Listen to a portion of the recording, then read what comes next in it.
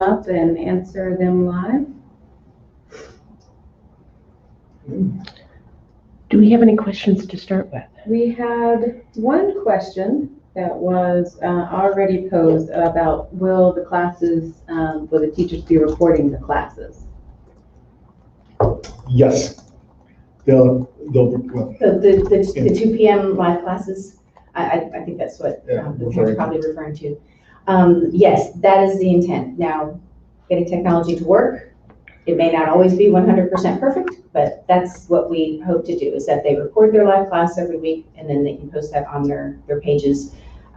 There's a couple of different platforms for them to do. They have their teacher page on the website, and then the actual curriculum pages often have places where they can post announcements and things like that. So there's different ways for them to post that information and for students to stay up to date on the latest things that the teachers have for them.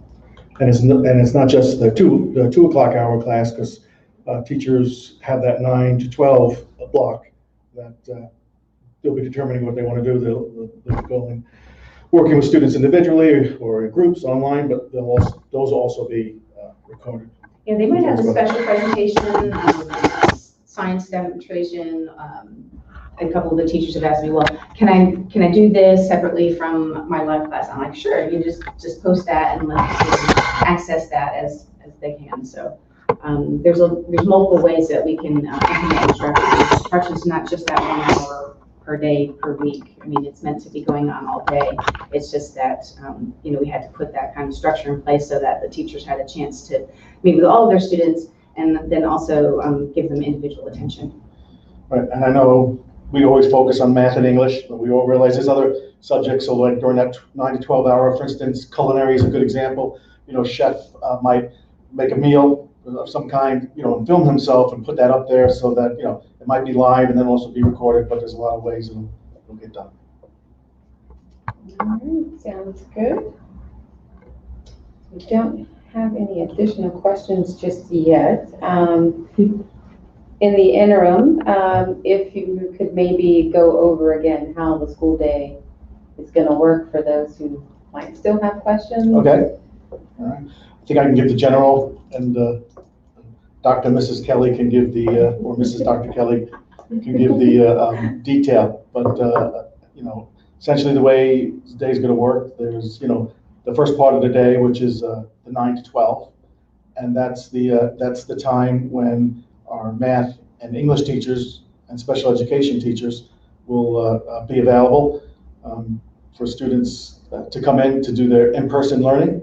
And if you haven't seen it already, there's sign-ups for students to do that, and there's several days and weeks out that they could do that. And then also during that time period, the other teachers could also be holding different kinds of instruction, depending on what the needs of their classes are.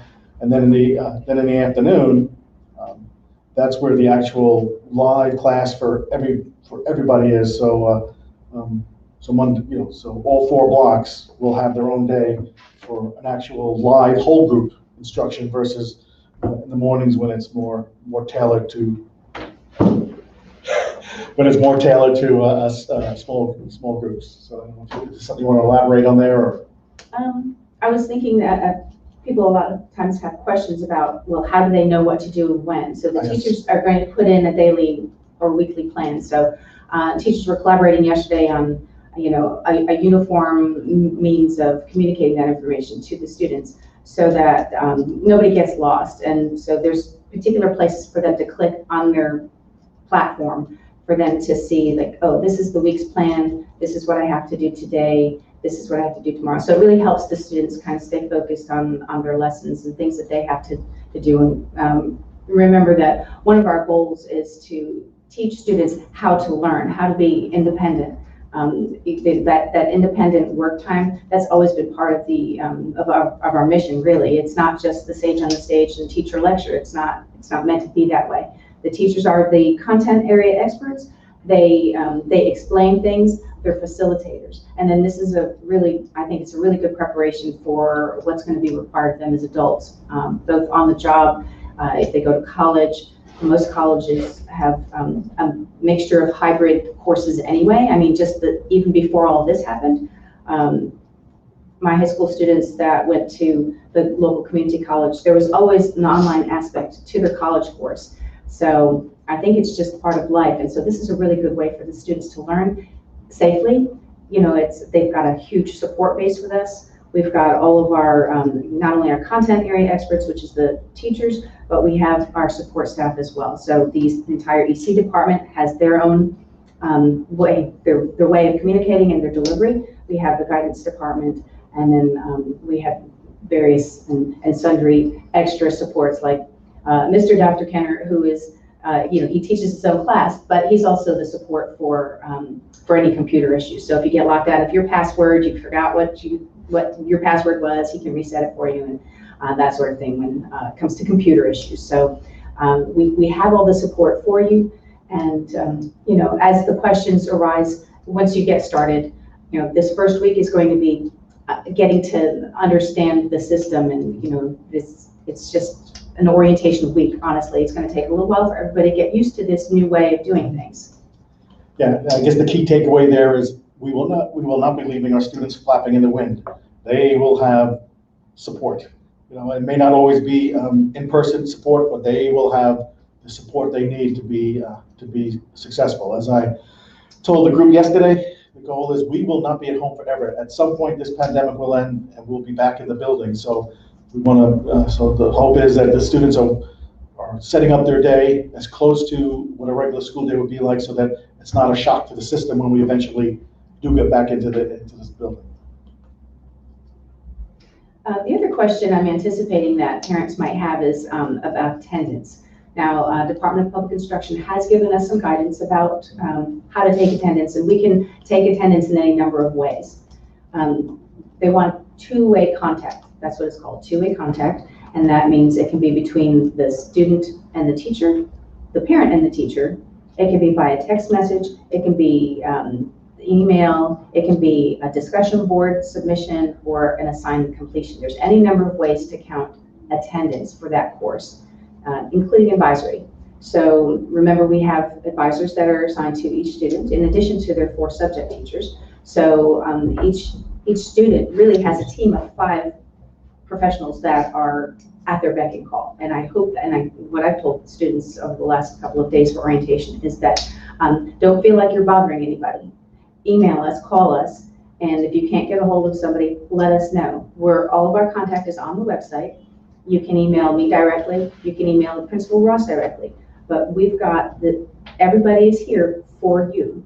And that's what you have to understand, is that if you're not really sure what to do, just call and we will help you. Right, because nobody. I'm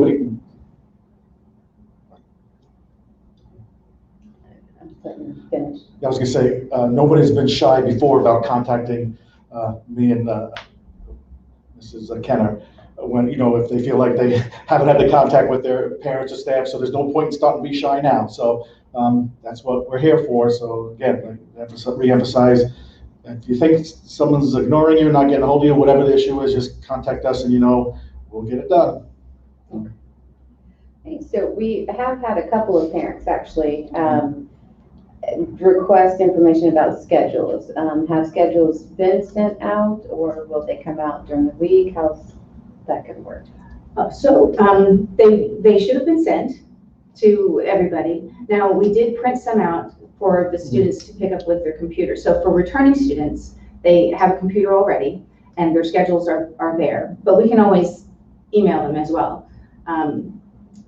The other students, new students that came in, of course, we ran out of computers and we've got more on order. So we'll be calling students and delivering computers, or they can come and pick it up as they arrive. So we've got another little group of computers that we have, and then we've got more on order. So that's a problem, I think, across the country. That's not just us, as far as not having enough devices right away. So, but I had plan B for that too. If they get started and they don't have a computer at home, we can print out the materials. But there's a little bit of fluidity with the schedules for the first 10 days. That's pretty normal for high school as well, because sometimes you'll get your schedule and you're like, oh, I actually have credit for this. And sometimes with new students, we don't get their records before we've made the schedule. So it's easily fixed. We're planning on, you should have 2 core courses in the fall and 2 core courses in the spring, and then 2 electives fall and spring. So we try to kind of split that for the students. So mainly we're looking for graduation credit requirements. Those are a priority. And then if your career focus is a particular thing, that's the next thing. If you don't know, then you've probably got a career exploration or something like that. And then our various electives, which can be either one of our in-house electives or one through our virtual provider, which is called a FUEL-led PEAK elective. So that's with a virtual teacher. Now, that whole new thing is being set up, and students will get their own emails saying, oh, welcome to this course, here's your login. So all of that's going to be taking place this week. So if everything is not perfect on Monday, it's okay. Okay. Yes, I'd say if you don't have a schedule or you're unsure about things, the first point of contact is our guidance counselor, Mr. Jost. So send any questions or queries directly to him, because I can't imagine there's any questions he cannot answer. And his email address is jeffrey.jost@aahsnc.org. Now, the expectation we've given our staff is when a parent or a student contacts them, they have 24 hours to respond. So before anyone gets anxious and wants to contact myself or Dr. Kenner, please make sure it's been 24 hours, because Mr. Jost is one guy, so he'll be responding a lot.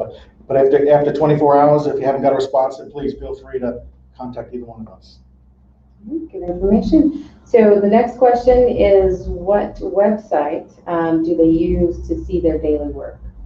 So that's its own platform, and the teachers will be in communication with the students about that. They have their own it's their own login, it's their own course. So for example, English 1 has its own platform, and that information is sent individually to the student at their school email address. So students need to be in the habit of checking their school email, because that's the primary means of communicating any information like that with them. So it's a two-way communication between the teacher and the student. And so then the parent logins are not separate. They would use their student login for any online curriculum. It's not like PowerSchool has like a parent login and the kids have their own login for PowerSchool. That's a little different. So the Peak platform is just one login. It'll be the students, and then you can see the daily progress there. Yes, and again, if you're having problems, students having problems with passwords and so forth, please send your communication directly to Mr. Kenner, Richard.Kenner. So, What if they are unsure what their student email is? Mr. Jost or Mr. Kenner? Mr. Kenner. So just, use your civilian email account and email him directly, Richard.Kenner. I can tell them that their student email is going to be their first name with a dot, last name at aahsnc.org. And everybody's initial password is password1 with a capital P. I can't say that. No, It's just, it's on the website. Okay. It's already out there. Change it. They have to change it immediately. Yeah. They have to change it immediately. I think you need to change the default password tonight. Sorry, you should not be, we can't have that public. Oh, okay. That's all part of our orientation. So that students know. I mean, I don't know what else to do. All right. Anything pertinent students need to know? Actually, we just had another question pop up, so we'll put that on hold. So for prospective students, when does the application process open for 2021-22? That'll be in January for Okay. 21-22. And when will we be offering tours? God willing, if the pandemic is over, yes, for sure. Excellent. Any other, anything first day pertinent information we might need to reiterate for the parents, students? I think it's just that, just to be patient for Monday. It's going to be, I don't want to say struggle, it'll be an interesting day since everyone is getting going again. But, the idea is the staff will reach out to their students. So hopefully by the end of the day, you would have had contact with at least one teacher, hopefully up to 5 of them. But our mentors are definitely going to call all of their students. Yeah, and the mentor, and those are their advisories, or what we call now freshman focus for 9th graders, and the other ones are advisory. So if they hear from no one else, they'll hear from those teachers.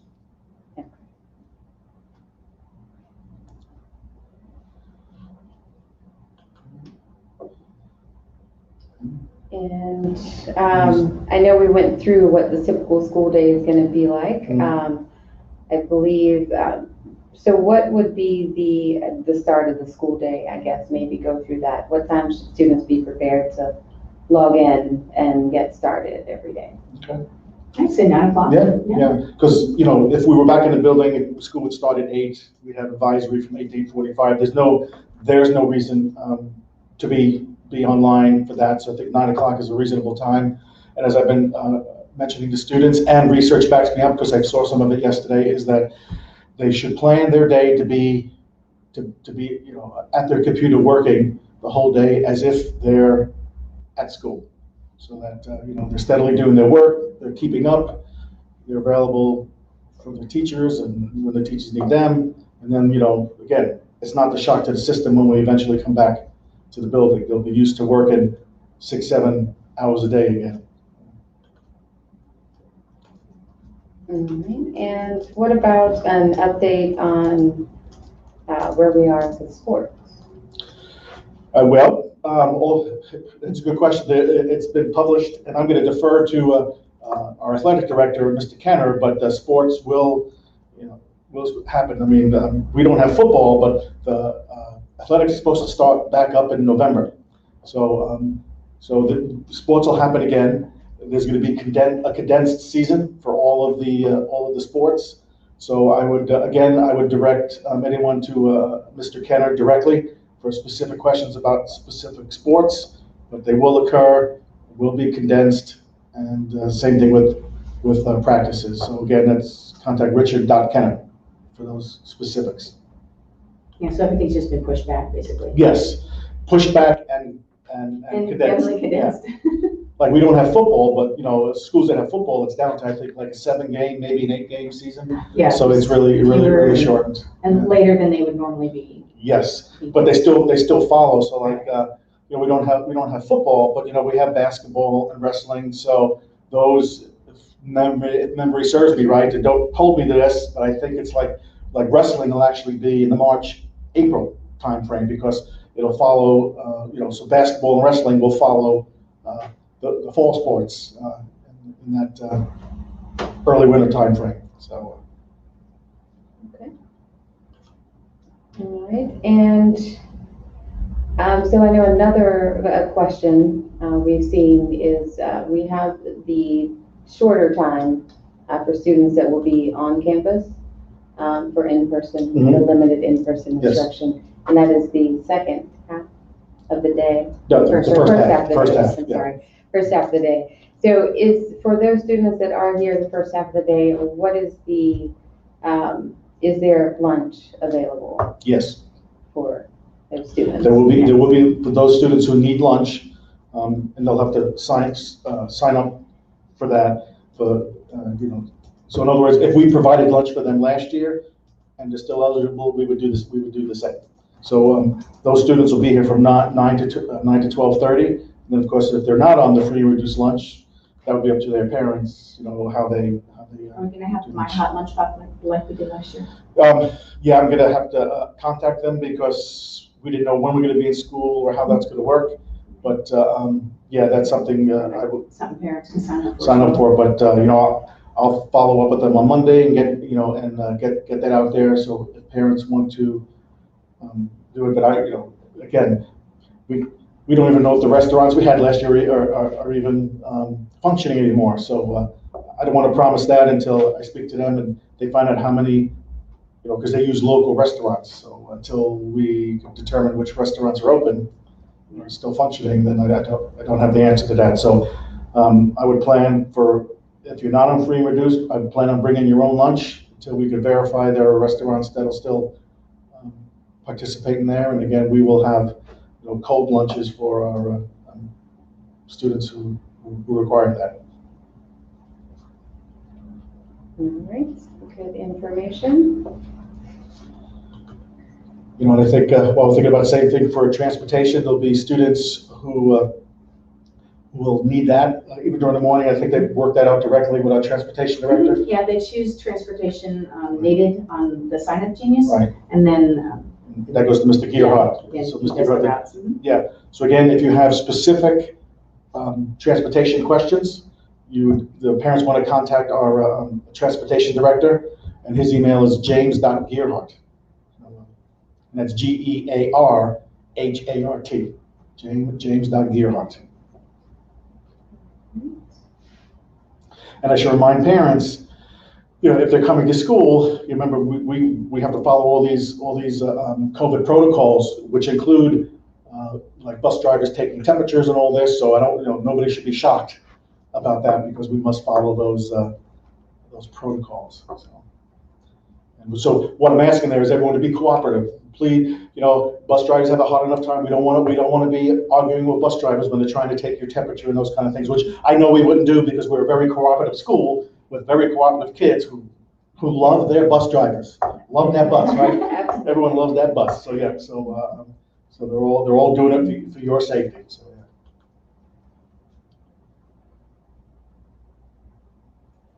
So if you could maybe, I guess, elaborate more on the COVID measures that we're taking? No. Is it refreshing? It was on COVID measures. Okay, so we'll backtrack on that a little bit then.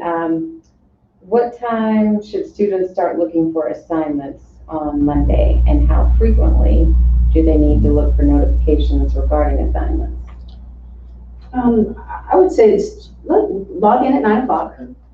see if there's any messages in your email, and then go from there.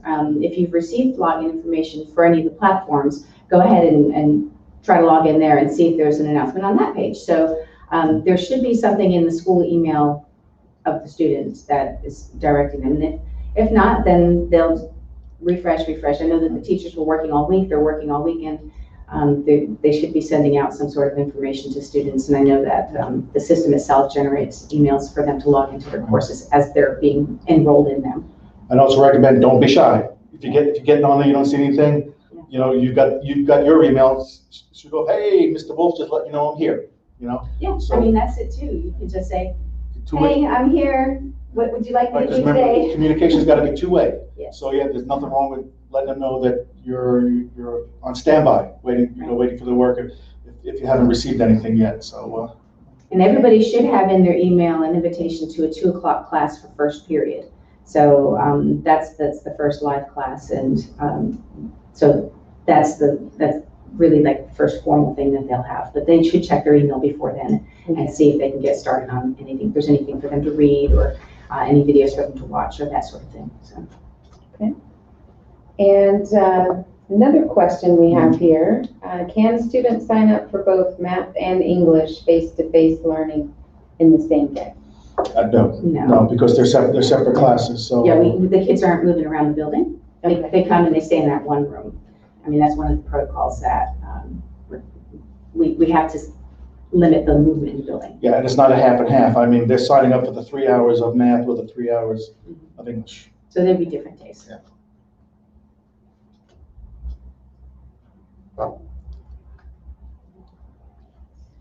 Like, I guess there was a question up.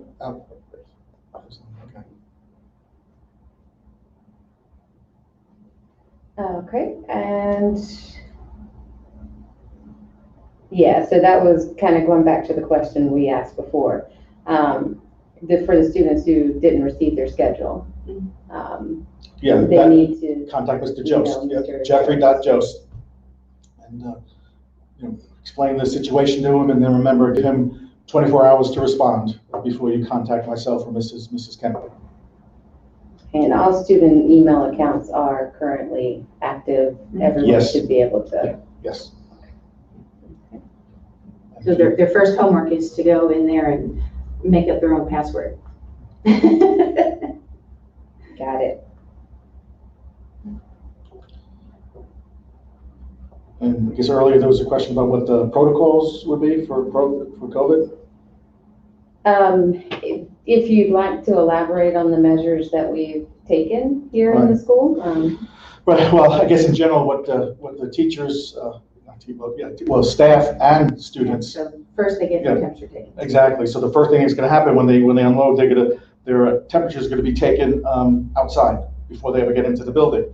And as long as their temperature is within normal range to be allowed in, they're going to be asked questions. I think there's some screening questions, Miss. So I Miss think Kennedy, our nurse is going to ask them. So that'll all occur outside the questions, like, have you been around anyone with COVID? So those kind of things. It's nothing. I mean, these are all the CDC recommended ones that everyone's following. But temperature taken, ask the questions.